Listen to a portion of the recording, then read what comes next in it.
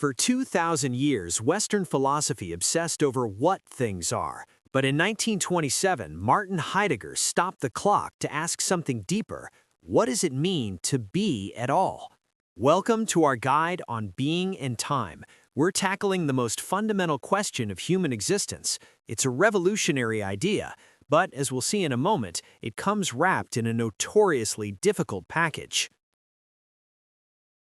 If the question of existence is so fundamental, why is the answer so difficult to read? Being in time is notoriously like this image, a dense, thorny jungle that feels impossible to crawl through. But don't turn back. Hidden within this complexity is a revolutionary shift in perspective that is absolutely essential for understanding the last century of Western thought. Our goal is to cut a clear path through this undergrowth for you, starting by clearing away the tangled misconceptions left behind by philosophers like Descartes. So why was this book such a bombshell? To understand the revolution, we have to identify the enemy. Heidegger argued that Western philosophy was built on a crumbling foundation, a massive 2,000-year-old error. He believed the entire tradition, culminating with René Descartes, had fundamentally misunderstood existence itself. We had forgotten what it actually means to be. So what was this fatal mistake that Descartes made? Let's take a look. To understand Heidegger's rebellion, we must look at his target, Cartesian dualism. Descartes viewed the mind as a fortress of logic, fundamentally cut off from the physical world by a deep chasm of doubt. He argued that because our senses can be deceptive, like a ball of wax changing shape when melted, only pure reason could be trusted. This leaves us trapped inside our own heads, shuttered off from reality. But is this isolated mind apart truly how we experience existence? Here is Heidegger's revolution. He argues that the Cartesian view, the detached mind, was entirely wrong. We are not separate observers looking in. We are always already thrown into the world, completely immersed in it. Think about a piece of wax. We don't primarily sit around analyzing its abstract chemical structure. We use it to light a candle or polish a car. Our fundamental existence is defined by this practical engagement, not by abstract theory.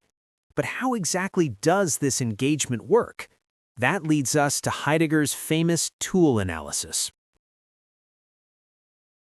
Once we are thrown into this world, how do we encounter it? Take this hammer. We could stare at it abstractly, analyzing its weight and geometry, what Heidegger calls present at hand, but primarily we just swing it. When used, the tool disappears into the action, becoming an invisible extension of the arm, or ready to hand. We aren't divorced from our environment, we are merged with it through use. This fundamental embedding is exactly what defines us as Dasein. So, if tools are ready to hand, who is the entity holding them? Meet Dasein. Heidegger combines the German da, meaning there, and sein, meaning being. The point is that we aren't isolated minds trapped in a skull. We are the there where the world happens. Crucially, a rock just is, but Dasein is unique because we are the only entity that understands and questions its own existence. And that constant questioning drives our fundamental state, which Heidegger calls care. Unlike a rock or a robot, Dasein doesn't just occupy space. Our existence actually matters to us. Heidegger defines this fundamental structure as care, or in German, Sorge. This isn't about daily stress or paying bills. It's the deep-seated fact that we are invested in our own being and the possibilities it holds. We are constantly projecting ourselves into the future. But caring this deeply about your own potential comes with a heavy price, a realization that opens the door to anxiety. Because our existence matters to us, that state of care we just discussed, we are vulnerable to a profound mood Heidegger calls angst or anxiety. This isn't just everyday stress, it's the moment when the world suddenly feels meaningless and strange. But Heidegger offers a radical twist. Don't run from it. Anxiety is actually a gift. It strips away the comfortable distractions of daily life, revealing your naked freedom. And it is only by facing this void that we can stop mindlessly following the crowd and begin to build an authentic self. So, if anxiety reveals our absolute freedom, what do we actually do with it?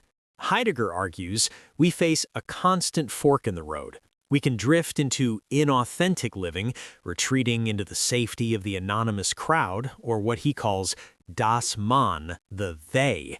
It's easy to simply do what everyone else does. Or we can choose authentic living. This requires owning up to our existence, wrestling with our unique possibilities rather than following a script. But this struggle for authenticity isn't static. It is fundamentally bound by the pressure of time. We've covered the struggle for authenticity against the they. Now we arrive at the other half of the title. For Heidegger, we don't just exist in time, like a rock sits in a river. We essentially are time.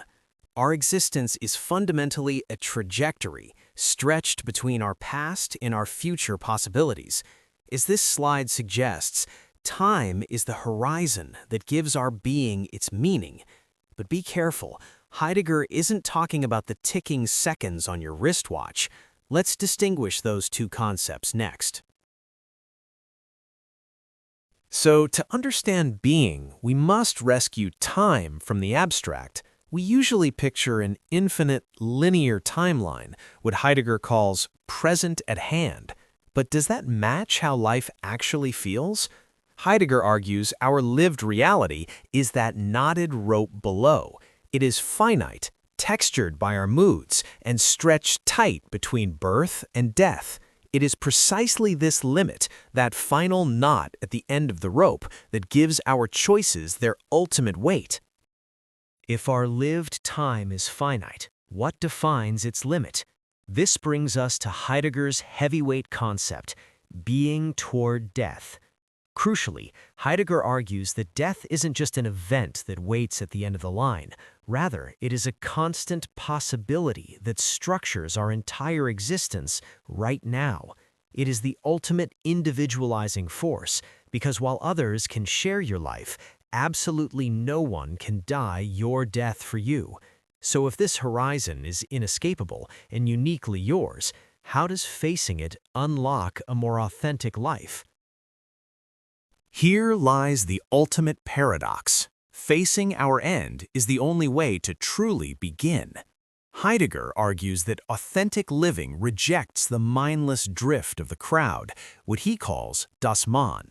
Instead, it is driven by the future. By bravely projecting our choices against the horizon of death, we stop merely existing and start living. This courage is what finally moves us from passive observation to active engagement, a transformation we will summarize in our final slide. So ultimately, Heidegger asks us to undergo a total revolution in being.